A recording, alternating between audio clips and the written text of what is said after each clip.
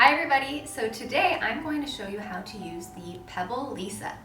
So the first thing I do when I want to take my makeup off and wash my face at the end of the day is first I will actually wet my entire face just because I find that it helps really lather the soap up. The second thing that I do is I take my Pebble Lisa and I put a little bit of my face wash on it. So right now I'm using this cleanser and I'll just squirt a little bit onto the tip, then I turn it on, and the nice thing about this is it vibrates and it has these little bristles that allows your skin to become exfoliated, and it also works up a really nice lather of the product while removing all of your makeup as well. As you can see, after I've used the Pebble Lisa, my skin is 100% clean, no makeup residue left at all. It feels exfoliated